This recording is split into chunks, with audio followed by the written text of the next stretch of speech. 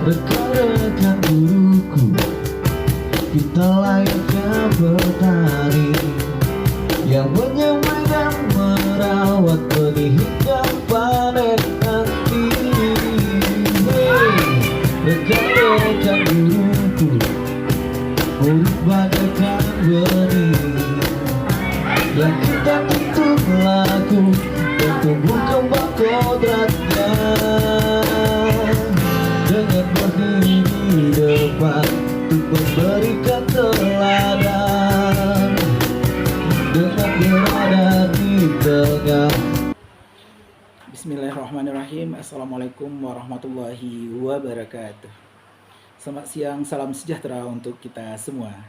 Perkenalkan, nama saya Yon Hendra, SPD, Guru Sekolah Dasar SD Negeri 20 Balai Belo, Kecamatan Tanjung Raya, Kabupaten Agam, Provinsi Sumatera Barat.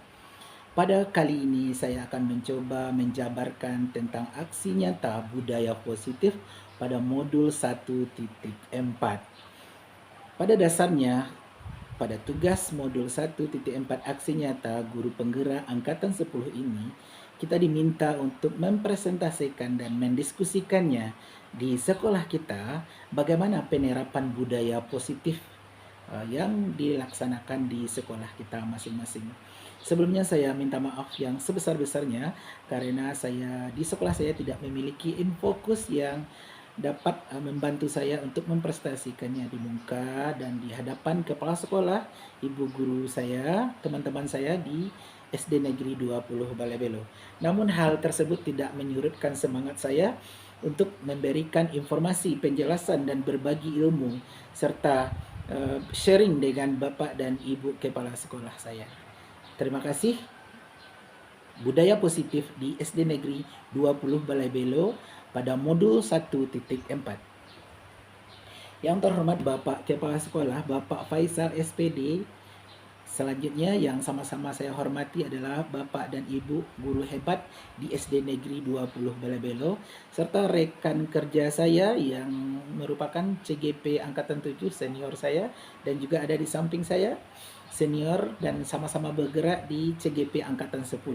Dan insya Allah pada CGP Angkatan 11 sudah ada pula yang akan melanjutkan tonggak estafet. Sehingga alhamdulillah di sekolah yang memiliki keterbatasan di Sapra, salah satunya Infokus yang tidak dimiliki selayaknya sekolah yang memiliki Sapras yang lengkap. Namun itu bukan sebuah halangan. Pada kegiatan kali ini saya akan mencoba menjelaskan kepada bapak-bapak dan ibu-ibu semuanya bahwa budaya positif itu seperti apa. Nah, saya menggunakan layar komputer bukan sebuah halangan untuk maju dalam berbagi. Bapak-bapak dan ibu-ibu semuanya, alhamdulillah dan terima kasih sekali pada siang hari ini dapat meluangkan waktunya bersama Hendra di sini untuk menjelaskan tentang budaya positif. Baiklah, pada kegiatan ini saya tidak dapat mampu berdiri tegak sampai saat ini tanpa dibantu oleh orang-orang hebat. Selain bapak dan ibu di sekolah saya, juga dibantu tentunya, dibimbing tiada henti, dibimbing tanpa merasa lelah, yaitunya ibu fasilitator saya, yaitunya Ibunda Sri Suherti. Beliaulah yang mengingatkan, membimbing selalu tentang bagaimana mempelajari modul per modul. Kemudian adalah yang sangat saya banggakan sekali adalah Ibu Deswita. Beliau adalah pengajar praktik saya, yang mana saya dapat mencurahkan segala keterbatasan, ketidakmampuan saya dalam melakukan hal-hal dan tugas-tugas. Dan begitu juga ketika adanya pendampingan, adanya lokakarya, beliaulah selalu mendampingi. Jadi dua orang wanita hebat ini boleh saya katakan Sri Kandinya CGP 10.4 tahun 2024. Bapak dan Ibu, kenapa hari ini saya sendiri dapat mampu berdiri di depan Bapak dan Ibu semuanya untuk menjelaskan tentang aksi nyata budaya positif di sekolah saya. Tentunya ada izin. Siapa yang memberi izin? Tentunya Bapak Kepala Sekolah saya, Bapak Faisal SPD, yang insya Allah 2 bulan lagi akan mengikuti masa purna bakti. Selamat memasuki masa purna bakti Bapak. Semoga Apa yang telah Bapak lakukan dapat kami lanjutkan kembali, dan apa yang belum kita capai, doakan kami untuk mampu berjuang bersama-sama nanti. Terima kasih Bapak. Bapak dan Ibu, teman-teman tim teaching SD Negeri 20 Balai Belo. Setelah mendapatkan izin dan dapat kita lihat di layar komputer saya, itu sewaktu saya meminta izin kepada Bapak Kepala Sekolah. Nah, tentu beliau sedang berada di sini. Itu salah satu bukti fisiknya. Kemudian apa yang dapat saya lakukan? Sebenarnya bersosialisasi. Nah, sosialisasinya telah saya sampaikan pada waktu itu. Sekarang saya hanya menjabarkan kembali,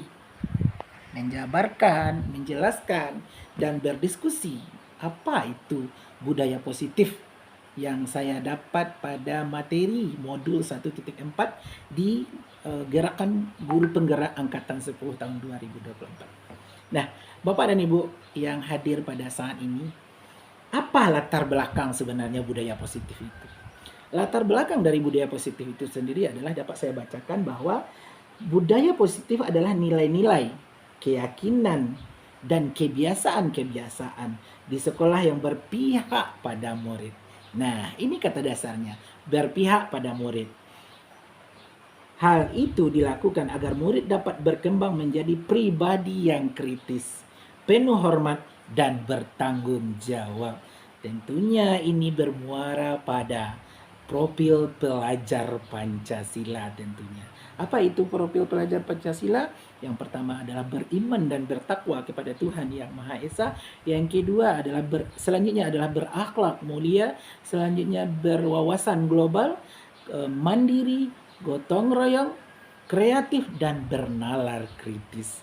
Itulah tujuan sebenarnya budaya positif ini, berpihak pada siswa, menuju siswa yang berlabalkan profil pelajar Pancasila. Bagaimana Bapak dan Ibu semuanya? Mungkin hal ini sering kita lakukan namun belum terpublikasikan. Nah, Bapak dan Ibu yang saya hormati, nanti kita akan mencoba menjelaskan lebih jelas bagaimana penerapan budaya positif itu di sekolah kita sebenarnya. Kita lanjutkan. Nah, apa tujuan budaya positif tersebut? Saya mencoba membaginya dalam 4 poin. Yang pertama adalah tujuan yang pertama adalah peran guru dalam menumbuhkan karakter anak di sekolah. Nah, ini adalah tugas kita sebagai penuang ilmu, namun ada yang lebih penting, yaitunya peran guru dalam menumbuhkan karakter. Bagaimana cara kita menumbuhkan karakter ini? Tentunya hal yang tidak mudah, kecuali ada niat dan mampu berkolaborasi dengan teman sejawat atau tim teaching.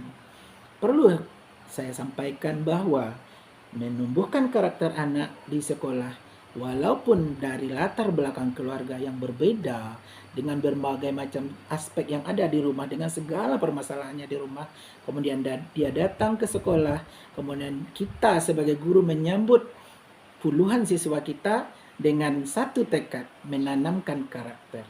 Kalau Hendra secara pribadi dapat melakukannya dengan cara uswatun hasanah. Apa itu uswatun hasanah? Mencoba menjadi contoh yang baik. Setelah melakukan contoh yang baik, apa yang kita lakukan? Mensosialisasikannya. Yang kedua adalah wadah dalam membentuk karakter anak. Nah, wadahnya itu apa? Ya, sekolah kita. Sekolah adalah tempat membentuk karakter anak. Selain di rumah, sekolah adalah tempat yang kedua untuk menumbuhkan karakter anak. Karakter yang bagaimana? Karakter yang berlandaskan profil pelajar Pancasila. Yang ketiga adalah sekolah sebagai institusi pembentuk karakter. Institusi. Di institusi ini ada tentunya pimpinan, adanya anggota dan segala macam, dan berbagai macam aturan. Nah, dapat kita jelaskan kembali bahwa di institusi pendidikan seperti sekolah adalah tempat di mana mereka melakukan pembentukan karakter. Apakah kita semua telah melakukannya? Tentu sudah. Namun terkadang kita masih terkendala dengan berbagai macam persoalan.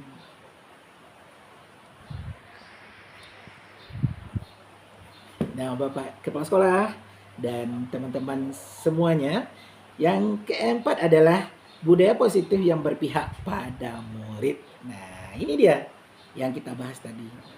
Tidak bisa kita memaksakan budaya positif itu, oh saya seperti ini, oh saya seperti ini. Murid saya harus seperti ini. Tidak bisa seperti itu. Kita juga harus berpatok bahwa budaya positif itu harus berpihak pada murid.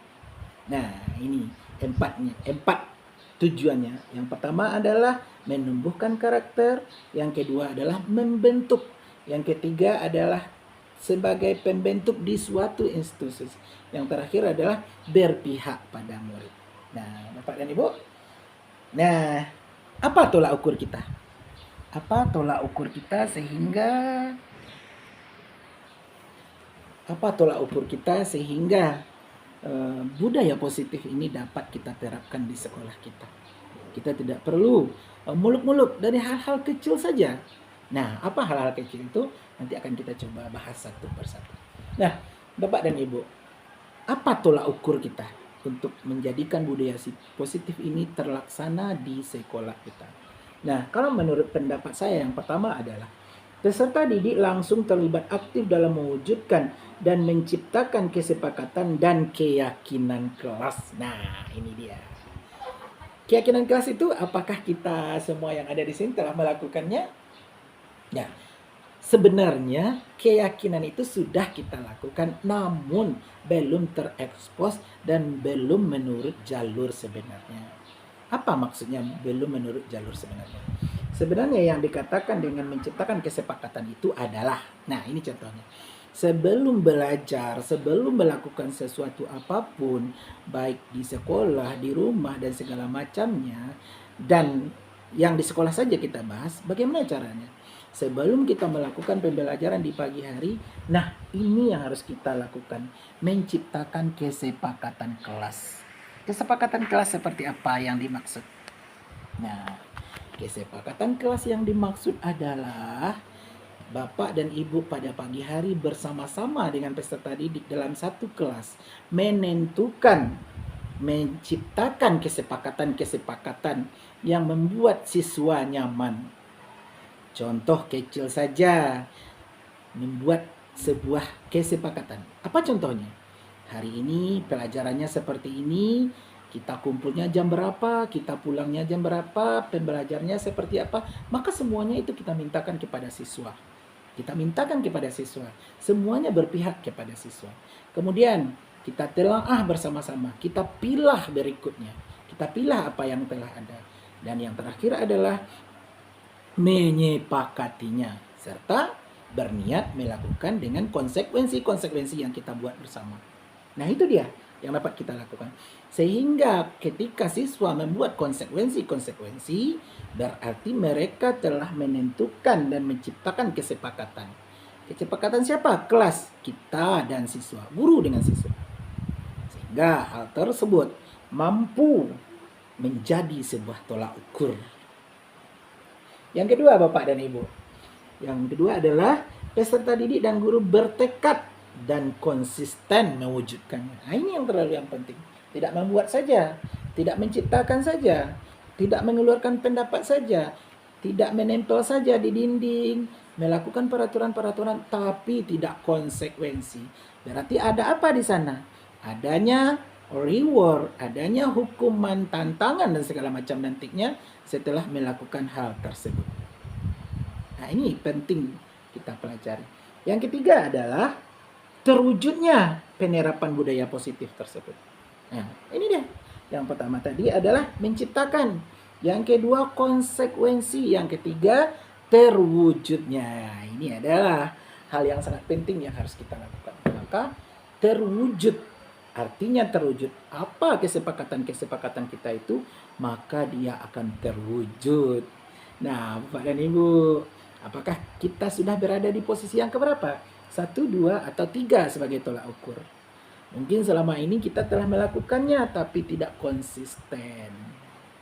Nah, itu dia. Selanjutnya kita akan masuk kepada slide yang selanjutnya.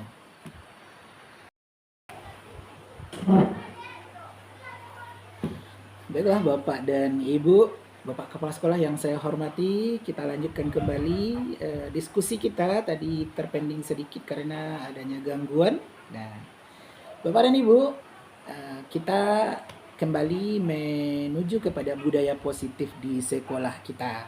Nah, legitimasi tindakan yang dibutuhkan. Apa yang kita butuhkan agar budaya positif ini dapat kita terapkan dan kita budayakan tentunya di sekolah kita. Jika sudah berbudaya, insya Allah siswa-siswa kita akan memiliki karakter seperti yang kita harapkan tentunya. Nah, Bapak dan Ibu, yang pertama adalah melakukan sosialisasi penerapan budaya positif. Nah, ini dia yang telah kita lakukan. Dan sekarang kita diskusikan sehingga kita dapat mencari benang merah dari bagaimana penerapan budaya positif ini. Yang kedua adalah menjelaskan dan menyajikan bahwa pentingnya keyakinan kelas. Nah, ini nih yang saya lakukan sekarang ini, bahwa saya akan jelaskan sedetail-detailnya. Dan tadi juga kita sudah kupas. Soalnya memfasilitasi peserta didik dalam mewujudkan keyakinan kelas ada 3 hal tadi, ya: membicarakan, membentuk, konsekuensi, dan mengharapkan hasil. Yang keempat adalah meminta murid menulis dan bahkan menempelnya agar bisa terulang, teringat jika kita lupa. Dan yang terakhir adalah membaca berulang-ulang. Nah, Bapak dan Ibu semuanya, dan budaya positif yang kita bikin di sekolah kita tadi, kita dapat tempel, kita dapat tanda tangani, kita letakkan di tempat yang mana bisa kita lihat. Ada dia yang bersifat pada setiap hari, ada dia yang bersifat untuk beberapa atau dalam satu semester. Sebaiknya kita membuat ini dalam satu kali pertemuan. Setiap pertemuan kita buat, setiap kali pertemuan kita buat, kita tempel, maka hasilnya nanti selain pojok baca kita terisi, maka budaya positif itu ketika siswa melihat, ketika dia membaca lagi, maka perbuatan-perbuatan yang tidak terbentuk dalam budaya positif akan teringat kembali. Nah, Bapak dan Ibu, apa yang sebenarnya dibutuhkan dalam menciptakan budaya positif di sekolah kita ini? Nah, kalau kita jabarkan secara terperinci, ada 4 yang kita butuhkan. Yang pertama adalah kerjasama seluruh stakeholder dan warga sekolah. Nah, ini yang harus kita lakukan. Kenapa harus kita lakukan? Jika contohnya saja sapu lidi, jika hanya satu lidi itu tidak akan dapat membasmi sampah yang bertebaran. Tapi jika satu lidi diikat dengan lidi yang lain, berubah menjadi sapu, maka dia akan bisa menumpas sampah yang bertebaran. Itu contoh dalam bentuk bendanya. Nah, begitu juga dengan budaya positif di sekolah kita. Jika satu guru melaksanakannya, maka guru lain harus ikut andil dalam hal ini. Karena tujuan bersama akan menghasilkan hal yang sama. Tentu hasilnya nanti juga bersama mendapatkan. Yang kedua adalah alat dan bahan pendukung. Nah, ini alat dan bahan pendukung. Sapras yang tidak lengkap bukanlah sebuah halangan. Sehingga kita jika dalam menentukan budaya positif ini, menentukan apa yang kita bikin, tidak memerlukan alat yang canggih.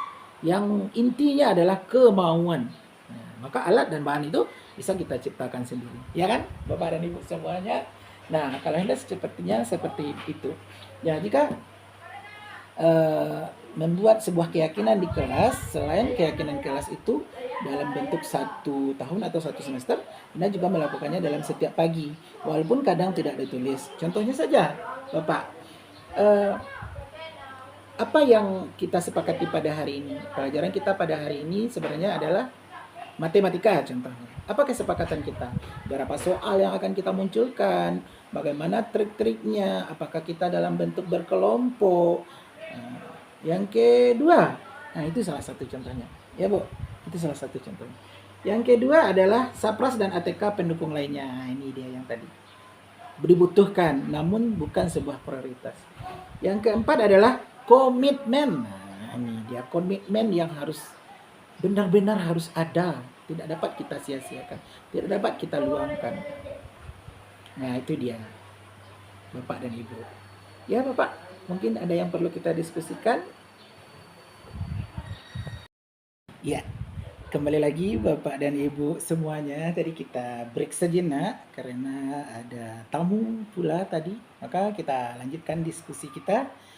tentang budaya positif yang tadi sudah kita rampungkan sedikit bagaimana cara menciptakan keyakinan kelas dalam budaya positif. Nah, Bapak dan Ibu semuanya, kembali kita fokus kepada materi yang akan Hendra jabarkan, karena ini pada dasarnya kebutuhan yang sebenarnya harus sudah kita miliki sebenarnya. Dengan adanya program guru penggerak ini, Bapak Kepala Sekolah, maka sedikit banyaknya, mungkin boleh dikatakan banyak sekali ilmu-ilmu baru yang bisa kita terapkan di sekolah kita. Salah satunya ini adalah budaya positif. Kenapa seperti itu dikatakan? Memang selama ini kita telah menjadi guru yang hebat, guru yang baik, guru yang disenangi, atau guru senior, atau bahkan guru yang tidak perlu lagi memikirkan ini dan itu karena sudah berada di dalam kepalanya masing-masing. Nah, ya ini Bapak dan Ibu semuanya, kembali Hendra mengajak kita semua untuk melakukan atau merefleksi diri kita masing-masing. Apa sebenarnya budaya positif itu? Nah, kata positif atau budaya positif, disiplin positif itu bukan hal yang baru sebenarnya. Dapat kita lihat pada slide ini, Bapak dan Ibu, slide baru kita, bahwa dikatakan bahwa disiplin positif itu berasal dari bahasa Latin yang tulisannya adalah disiplina. Apa itu? Belajar. Disiplin mengacu pada disiplin diri yang memiliki tanggung jawab terhadap apa yang dilakukannya berdasarkan nilai-nilai yang diyakininya. Nah, ini dia. Dari dirinya sendiri dan dari orang lain, dia yakin, maka dia akan melaksanakan yang benar, bukan yang tidak benar. Nah, ini dia yang disebut dengan disiplin positif. Nah, itu dia tadi. Ketika kita membuat sebuah konsekuensi kelas, ciptakan dari murid, dari dia sendiri, berpihak pada murid, dan bertekad melaksanakan dan konsekuensinya. Nah, Bapak Ibu, ini dia yang disebut dengan disiplin positif. Nah, disiplin positif juga merupakan salah satu cara mendisiplinkan yang bertujuan untuk menumbuhkan kesadaran, memberdayakan peserta didik, berupa imbalan, penghargaan, reward, ancaman, dan hukuman. Nah, ini dia. Ini akan kita kupas pada hari ini. Adanya penghargaan, reward, ancaman, dan hukuman. Nah, ini sebuah benang merah yang akan kita tarik nantinya, yang juga akan menjadikan sebuah polemik, perbincangan, perdebatan.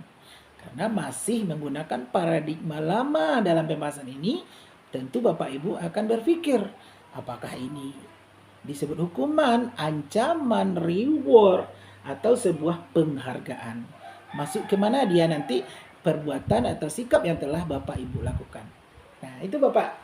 Nah, antara hukuman, penghargaan, reward, ancaman. Nah, ini kalau kita lihat-lihat di kehidupan kita sehari-hari ketika mengajar, kita mengancam itu sering ya, atau kita menggunakan kata yang menurut kita itu bagus.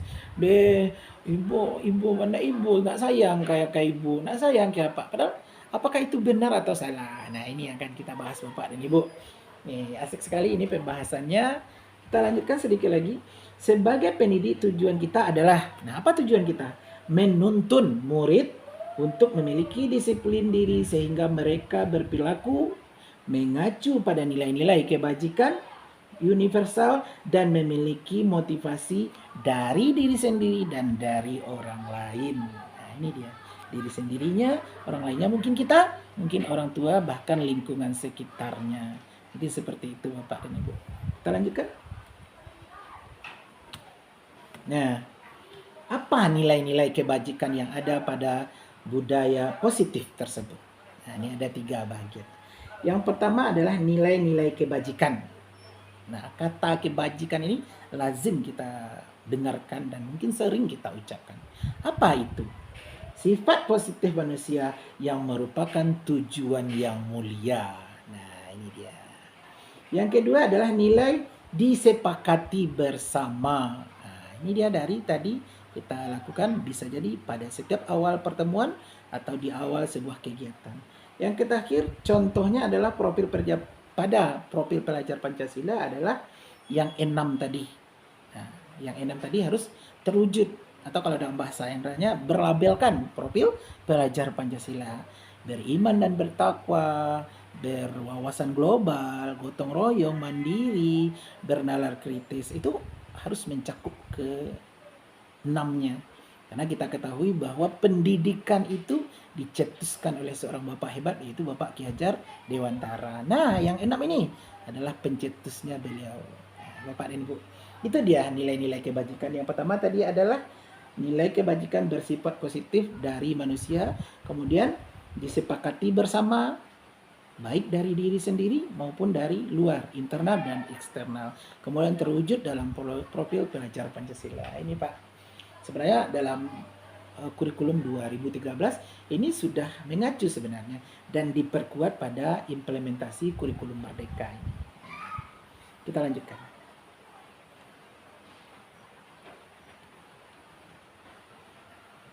Nah, dari hal tersebut kita dapat mengetahui bahwa kebutuhan dasar manusia itu segala sesuatu yang kita lakukan untuk mendapatkan apa yang diinginkan. Nah, itu kebutuhan. Ya, seperti kita ini Bapak dan Ibu. Kebutuhan kita akan sandang, pangan, makanan, pakaian, looks. Kebutuhan kita semuanya itu adalah kita inginkan kebutuhan dasar. Seluruh tindakan yang kita lakukan memiliki tujuan tertentu. Dan semua usaha terbaik yang kita lakukan adalah dalam rangka agar kebutuhan dasar kita terpenuhi. Begitu juga dengan siswa kita. Tidak saja ilmu, tidak saja nilai 100, tapi karakter-karakter, nilai-nilai, pembiasaan-pembiasaan budaya positif yang jauh lebih penting dari sebuah nilai 100 pada angka matematika. Mungkin pendapat Anda seperti itu. Mungkin Bapak dan Ibu memiliki pendapat yang lain. Mungkin kita sepakat ya bahwa nilai bukanlah prioritas, tapi karakter tujuan IKM ini tercapai Bapak dan Ibu. Nah, kita lanjutkan.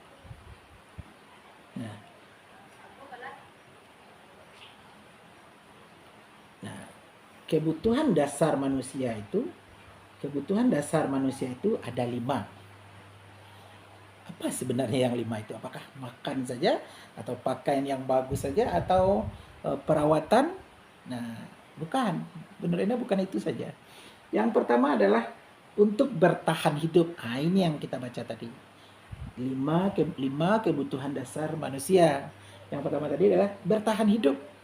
Nah, bertahan hidup ya yang kita lakukan sekarang ini, yaitu bekerja, memerlukan makanan, pakaian, tempat tinggal, keamanan, kesehatan. Nah, itu dia.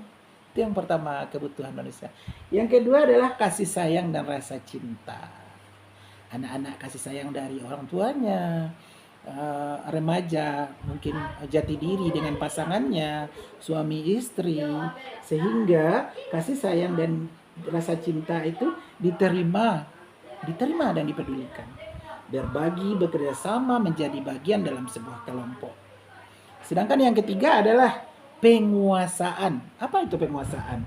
Harga diri, keinginan untuk dianggap sebagai seorang pemimpin yang berprestasi, diakui, dielu-elukan, didengar, dikenal oleh berbagai pihak. Nah, ini dia. Ini termasuk juga kebutuhan. Yang keempat adalah kebebasan. Kita sendiri ya, apalagi kalau usia kita ini, kata bebas itu udah dalam tanda kutip. Bebas yang seperti apa? Mungkin kalau anak-anak ingin bebas bermain, kalau masa remaja ingin bebas menikmati masa remajanya. Nah, kalau hal tersebut kita dalami, bebas artinya itu adalah mandiri, memiliki pilihan, mencoba hal-hal baru, mampu mengendalikan dirinya. Nah, ini dia. Kita berbicara tentang positif. Yang terakhir adalah kesenangan atau kebahagiaan. Bermain, humor, dharma wisata, shopping, tertawa, tersenyum. Nah, hal-hal tersebut ternyata 5 kebutuhan dasar manusia. Apakah kita telah terpenuhi?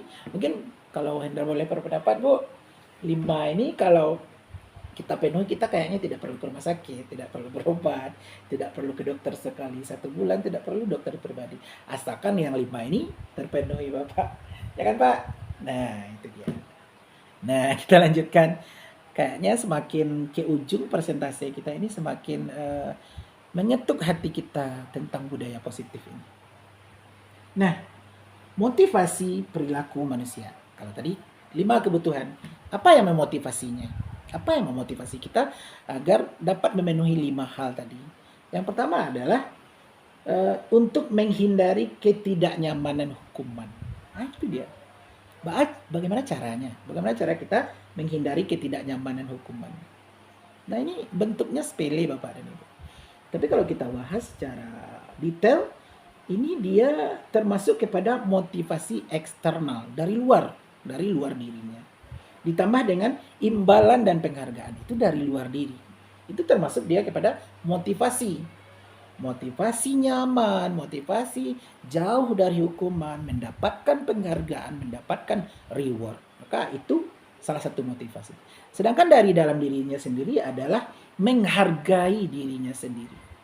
Siapa saya, apa yang dapat saya lakukan, apa peran saya di tengah orang banyak, apa peran saya sebagai guru di tengah siswa saya atau di depan siswa saya, apa peran saya sebagai tim teaching, apakah saya hanya sebagai pihak pendengar, apakah saya sebagai coaching, apakah sebagai orang yang suka berbagi dan segala macam. Nah, ini tentu kita dapat mengambil benang merahnya Bapak dan Ibu. Bangga sekali Anda rasanya dapat menjelaskan ini karena ilmu ini jujur saja kalau tanpa CGP ini Bapak dan Ibu tidak bisa kita menemukan hal ini. Maaf ya, bangga rasanya. Namun bangga juga rasanya sekarang dapat berbagi dengan ibu-ibu, bapak-bapak semuanya. Nah, kita lanjut. Ya Bapak dan Ibu. Motivasi internal yang katakan tadi dari diri sendiri itu ternyata menurut Bapak Ki Hajar Dewantara adalah merdeka itu artinya tidak hanya terlepas dari perintah. Ya itu dia. Tidak terlepas dari perintah, akan tetapi juga buat memerintah diri sendiri. Ya ini dalam sekali, perlu pemikiran yang tajam untuk membahas pendapat Bapak Ki Hajar Dewantara ini. Kenapa seperti itu? Tidak hanya dari luar diri sendiri, melainkan dari dalam diri sendiri. Jika ingin, kalau bahasa sekarangnya Bapak dan Ibu, jika ingin dihargai, maka hargailah orang lain. Internal dari dalam sendiri menciptakan disiplin positif, sikap merdeka. Nah, ini jauh sekali apanya? Ya, pembahasan. Kita lanjutkan Bapak dan Ibu. Kalau kita lihat dari identitas gagal, hukuman atau identitas disiplin atau sukses, itu ada beberapa aspek. Mungkin kita ambil saja beberapa poin. Yang pertama adalah Bapak Ibu tentang hukuman. Sesuatu yang menyakitkan harus terjadi. Sesuatu yang harus terjadi. Apa konsekuensinya? Sesuatu harus terjadi. Apa restitusinya? Nah, ini topik kita yang sebenarnya. Apa restitusinya? Pilihankah atau apa? Maka dalam restitusi itu adalah sebuah pilihan. Yang kedua, tidak nyaman untuk murid. Jika tidak nyaman untuk murid, maka tugas kita restitusinya adalah menguatkan. Karena pada dasarnya kita telah melakukan bertanya jawab, menciptakan, memilah, berkonsekuensi, menentukan tujuannya. Nah, ini itu mungkin yang salah satunya itu adalah, dan dapat kita ambil garis merahnya Bapak dan Ibu. Murid membenci peraturan. Itu negatif atau positif? Membenci. Itu jatuhnya negatif. Bagaimana memindahkannya ke dalam kata positif? Yaitu murid menghormati orang lain. Karena kita ubah ini. Tidak boleh kita gunakan kata membenci, kata-kata yang negatif itu kita ganti dengan kata menghormati, menghargai, dan sebagainya. Jadi di awalnya saja sudah bagus terdengarnya. Itu Bapak dan Ibu. Nah, salah satu lagi yang dapat kita ambil yang negatifnya adalah sistem tidak akan berjalan bila murid tidak takut. Nah, ini negatif. Apa positifnya? Murid belajar bertanggung jawab untuk memperlakukannya. Nah, ini kalau kita jabarkan semuanya Bapak dan Ibu, mana yang dia masuk ke identitas gagal, mana dia yang termasuk kepada identitas sukses. Nah, ada pertanyaan Bapak? Ya ya Pak, silakan Pak. Mau ya Bapak? Ya ini. Nah,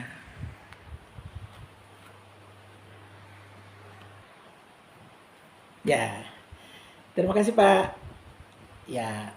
Nah, untuk menjawab pertanyaan Bapak kepala sekolah kita tadi, beliau menanyakan ada nggak trik, ada nggak posisi, bagaimana cara mengontrol, apakah itu positif, apakah itu negatif, atau dia masuk kepada budaya yang bagaimana, nah, itu. Nah, ini kebetulan slide selanjutnya ya Pak ya. Nah ini dia, 5 posisi kontrol. Mengontrol apakah dia termasuk kepada penghukum, pembuat rasa bersalah, teman, pemantau atau manajer. Nah itu dia yang dari posisi negatif dan positif tadi. Anda akan mencoba menjelaskannya. Yang termasuk identitas gagal adalah, nah ini Bapak dan Ibu, yang gagal itu adalah penghukum dan pembuat rasa bersalah. Nah, ini sebenarnya kita lakukan sebenarnya, termasuk Hendra juga melakukan. Sebenarnya itu adalah gagal kita sebenarnya Bapak Ibu. Identitas gagal. Nah, identitas berhasil atau sukses. Mana dia yang kontrol dari luar? Kontrol dari luar itu ada 2. Teman atau pemantau. Nah, ini lazim sebenarnya Bapak dan Ibu, tapi tidak dijabarkan. Yang terakhir adalah manajer, menghargai diri, menghargai orang lain, itu sebenarnya yang diharapkan Bapak dan Ibu. Kita ulang lagi, penghukum, membuat rasa bersalah, itu termasuk identitas gagal. Ya, kalau gagal berarti hasilnya tidak bagus. Ya. Kemudian teman dan pemantau itu baru dikatakan sukses, atau berhasil. Tapi yang diharapkan adalah manajer atau manajer bahasa awaknya, manajer diri dari diri sendiri, lingkungan dan segala macam. Nah itu Bapak. Maka untuk selanjutnya kata menghukum, kata membuat rasa bersalah, apa tadi contoh kata rasa bersalahnya, kita katakan nah apa kok anak-anak sayang jo apa kok ndak ibu jo bunda di rumah yang dari pagi sampai sanjo pergi ke sawah untuk mencari nafkah, sedangkan anak-anak masih main segala macam, itu membuat merasa bersalah. Sebenarnya itu salah sebenarnya. Apalagi menghukum, kalau yang nggak buat PR nanti berkeliling lapangan, menulis Al-Quran 2 halaman, atau menulis saya berjanji agak 2 halaman, itu hukuman. Tidak lagi seperti itu. Itu tidak berpihak kepada murid, tidak berpihak kepada peserta itu. Sedangkan menjadi teman sebagai dia meluapkan perasaannya jika ada sesuatu masalah, menjadi pemantau, itu juga belum berhasil sepenuhnya. Mana dia yang berhasil sepenuhnya? Manajer, mana dia? Mengajukan pertanyaan-pertanyaan yang mereka tidak tersinggung, mencarikan jalan keluarnya, menemukan titik terangnya, membimbing. Nah itu dia. Dan yang apa lagi? Menciptakan dari dirinya sendiri, menggali potensi yang ada pada dirinya. Nah, itu makanya tadi dalam membuat konsekuensi kelas itu kita harus tanya jawab, tanya dari diri sendiri, jangan memaksakan yang ada pada siswa, pada diri guru. Nah, dengan ambil kesepakatan mana yang perlu kita ambil, mana rasanya yang tidak mungkin tidak kita gunakan, konsekuensi dan melakukan refleksi dan berkomitmen untuk melaksanakan dalam setiap konsekuensi. Nah, itu Bapak dan Ibu. Nah, menarik sekali ini Bapak dan Ibu. Nah, pernyataan kita akan mencoba ya, Nah, ini ada beberapa pertanyaan, kita ambil aja beberapa atau 1 atau 2 buah pertanyaan Ibu. Yang pertama itu adalah, saya kecewa sekali dengan kamu. Ini masuk kemana Bapak dan Ibu? Apakah ini termasuk hukuman? Apakah ini termasuk membuat merasa bersalah? Apakah ini termasuk ancaman? Nah, apa jawabannya Bapak dan Ibu? Kalau kita, saya kecewa sekali dengan kamu. Nah, itu disebut membuat merasa bersalah. Ya iyalah, Kita kan dari kecewa mana nampak jawab lah, rasanya nampak lah sekian ini. Dia merasa bersalah dia jadi. Nah, kemudian kamu tidak pernah benar melakukannya. Kamu tidak pernah benar melakukannya. Itu termasuk apa itu? Kalau kita pikir itu terlalu apa ya? Mengecap sekali, cap. Kamu tidak pernah benar melakukannya. Apa itu? Mungkin tambah bersalah, hukuman atau apa itu namanya. Yang ketiga, ayolah lakukan demi ibu, ayo nak demi ibu, demi Tuhan, demi orang tuamu. Itu juga tidak, Bapak dan Ibu.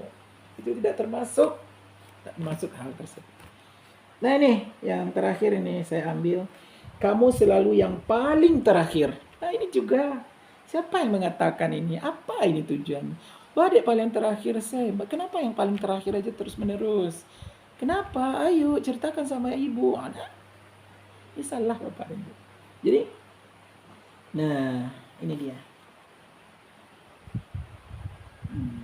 Mengapa harus? Dikatakan keyakinan kelas. Mengapa tidak peraturan saja? Mengapa harus keyakinan? Nah, kalau peraturan itu biasanya yang membuatnya itu tanpa adanya konsultasi, tanpa adanya berbicara dengan anak, timbul aja sendirinya. Ya, ini peraturan lo, ini, kita harus ini. Nah, sebenarnya itu salah. Ya. Maka yang perlu kita lakukan adalah membuat kebijakan secara bersama. Nah, Bapak dan Ibu, coba kita perhatikan pertanyaan selanjutnya. Yang bacakan, mengapa kita memiliki peraturan 3M? Menggunakan masker, mencuci tangan, menjaga jarak pada saat COVID. Nah, apa jawabannya Bapak dan Ibu? Mengapa kita perlu? Kenapa Bu? Bu, kenapa Bu? Kenapa kita harus? Iya. Ya, karena kita takut tertular kan Bu. Kita menjaga diri kita. Itu dari mana itu? Dari dalam diri atau dari luar diri itu? Dari dalam diri juga dari luar diri. Maka dapat kita simpulkan Bapak dan Ibu. Nah ini dia. Untuk mendukung motivasi kembali ke nilai-nilai dan keyakinan, lebih menggerakkan seseorang dibandingkan mengikuti serangkaian peraturan-peraturan. Nah, ini kalau bahasa kitanya Bapak dan Ibu, kita ciptakan sendiri, kita lakukan sendiri, kita pilah-pilah mana yang kita rasanya mampu atau sanggup, kita akan berkonsekuensi, menimbulkan harapan-harapan. Kemudian, dan bukan mengikuti peraturan-peraturan. Kalau pada dasarnya, sebelum ini Bapak dan Ibu, Hendra secara pribadi saja kita, peraturan itu ditulis, dipajang, dibuat sebuah baliho besar. Ini loh peraturan. Padahal itu kadang tidak cocok dengan anak kita. Tidak cocok dengan latar belakang anak kita yang dari berbagai macam latar belakang. Ya, seperti itu kira Bapak dan Ibu.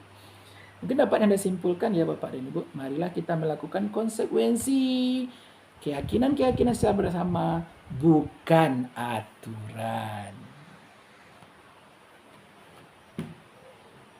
Nah, Bapak dan Ibu, ini di ujung diskusi kita pada hari ini.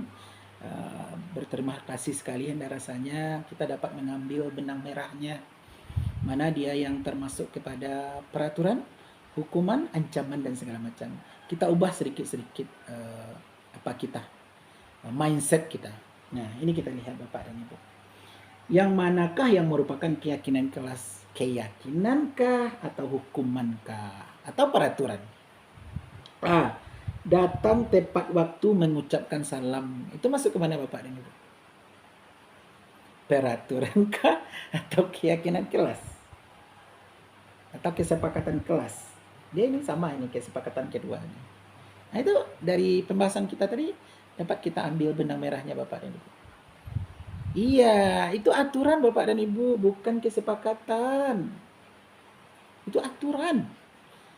Nah, kalau kesepakatan itu apa bunyinya? Kita ganti.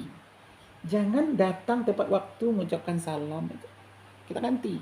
Apa bahasanya yang bagus? Nah, iya. Kita buat yang bahasanya anak. yang mereka tidak tertekan dengan kata tepat waktu, harus, dan segala macam itu. Nah, kita ganti dengan kami guru dan murid yang saling menghargai waktu. Indah sekali terdengarnya Bapak Ibu.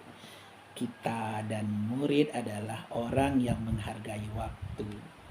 Rasanya biasa saja kalimatnya, tapi lebih internalnya keluar. Kalau kita bandingkan dengan tadi, datang tepat waktu mengucapkan salam, serasa berat gitu. Tapi setelah dikatakan kami guru dan murid yang menghargai waktu, aduh luar biasa sekali Bapak. Kita lanjut. Menjaga kebersihan sekolah, ini termasuk aturan atau kesepakatan. Betul, ya itu termasuk dia kepada aturan juga. Jadi mana yang benarnya? Apa yang benarnya? Kita ganti kalimatnya. Kami adalah orang yang mencintai kebersihan. Mudah, tapi sulit untuk dijabarkan Bapak dan Ibu. Nah itu beberapa contohnya. Jadi Bapak dan Ibu, bagaimana sebenarnya membuat keyakinan kelas itu kita setelah bahas tadi. Ini kesimpulannya Bapak dan Ibu. Yang pertama lebih abstrak dari peraturan, yang tadi ya, berupa pernyataan universal atau menyeluruh, dibuat dalam bentuk kalimat positif, bukan negatif. Usahakan tidak menggunakan kata tidak. Gantilah dengan kata sebaiknya, kami, dan segala macam. Sedikit saja agar mudah diingat. Tidak perlu pula sepenuh kertas besar itu. Untuk apa banyak kalau tidak? Maka seefisien mungkin. Yang selanjutnya, sesuai dengan kondisi kelas, sekolah, dan lingkungan. Tidak perlu pula kita meniru sekolah lain. Nah, yang terakhir adalah semua warga sekolah harus dilibatkan. Ini kata kuncinya Bapak dan Ibu. Itu sebenarnya ini adalah ranahnya kepala sekolah dalam mengambil sebuah kebijakan-kebijakan di awal tahun ajaran yang dituangkan dalam KOSP. Ya Bapak dan Ibu. Ya Pak, seperti itu ya Pak. Kita bikin dalam sebuah KOSP atau satuan kurikulum itu sedemikian rupa. Tujuannya adalah berpihak pada murid. Ya Bapak dan Ibu. Nah, mungkin nih, masih ada slide-nya. Nah, ini terakhir ya. Tentukan keyakinan dari peraturan berikut. Ini sudah ada di Hendra jawabannya ya Bapak dan Ibu. Cuman kita ambil kesimpulan pada hari ini. Selalu kembalikan buku ke tempatnya. Itu termasuk kemana Bapak dan Ibu? Tanggung jawab, betul sekali Bapak Ibu. Yang kedua, dilarang mengganggu orang lain. Apa Bu? Ya, betul, menghormati. Lanjut, hadir di sekolah 15 menit sebelum dimulai. Itu masuk kemana Bu? Menghargai orang lain dan komitmen. Ya, Bapak dan Ibu, sampai di sini dulu perlu kita selesaikan. Dan perlu juga Hendra sampaikan bahwa untuk menentukan itu kita juga dapat menggunakan cara sebenarnya menggunakan cara segitiga restitusi sebenarnya Bapak dan Ibu. Nah, pembahasan ini sebenarnya kita sebagai seorang guru juga harus memahami bagaimana proses itu menggunakan segitiga restitusi.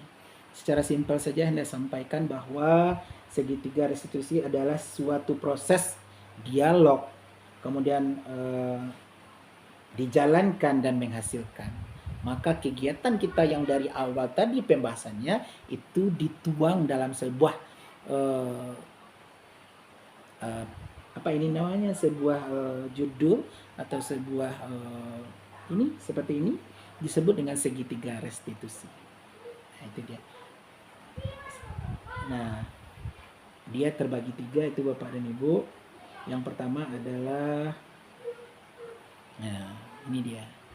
Maka ini juga termasuk tugas Anda nanti Bapak dan Ibu melakukannya ke siswa, membuat sebuah atau mencari sebuah ketidakwajaran. Misalnya dia terlambat, kita lakukan pertanyaan-pertanyaan yang membuat mereka tidak bersalah, dan bukan hukuman, tapi menggali potensi yang ada pada dirinya. Itu Bapak dan Ibu. Kayaknya sudah.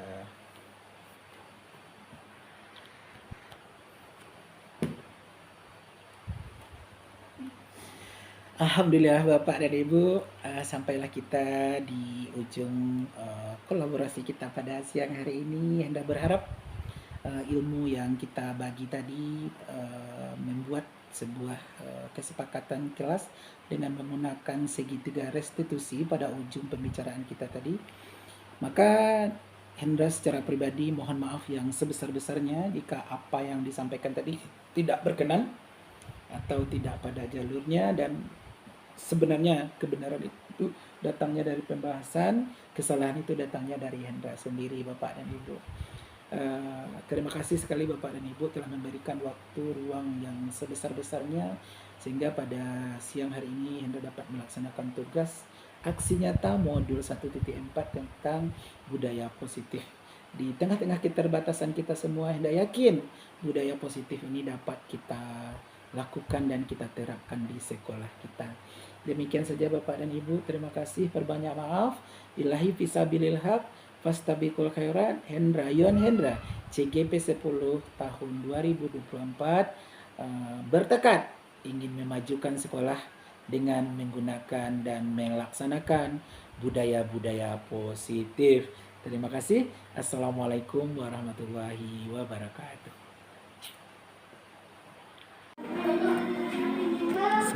Nama saya Bintang. Saya Bintang kelas 5 SDN Bogor. Saya berjanji tidak akan berupacara lagi. Saya tidak mendapat. Terima kasih Pak. Saya Farid dari siswa kelas 5 SD SDN 20 Baladalong. Saya berjanji tidak akan mengulangi lagi, tidak membuat PR. Saya akan membuat PR setelah pulang sekolah. Saya berjanji. Terima kasih Pak Endra.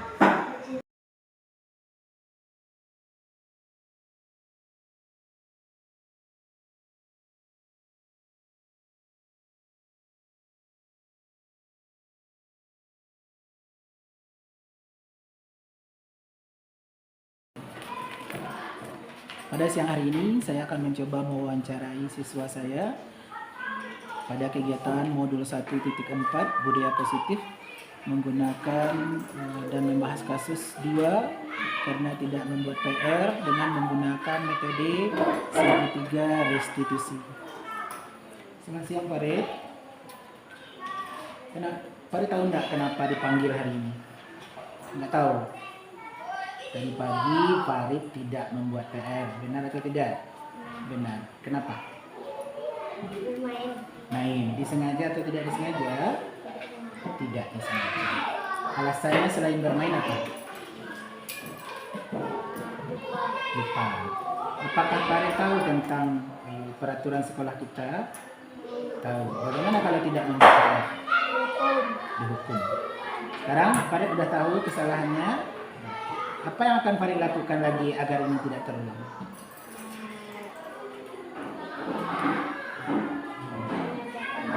Mengerjakan PR sepulang sekolah dan tidak bermain. Terima kasih Farid.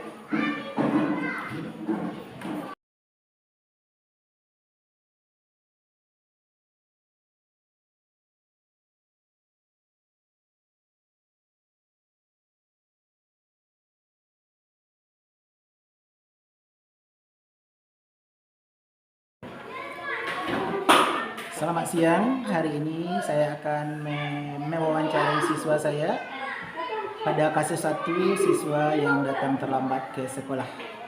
Kali ini bersama Bintang, siswa kelas 5 SD Negeri 20 Balaben.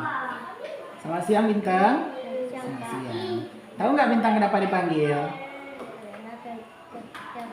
Karena terlambat, tadi pagi terlambat karena mau ikut upacara bendera.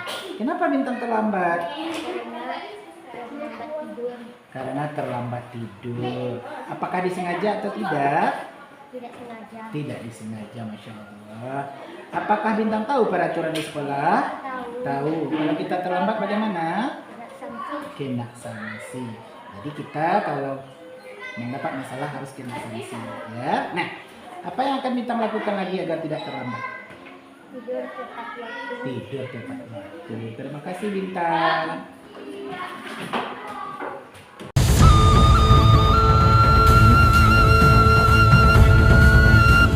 Bapak dan Ibu, salam guru penggerak.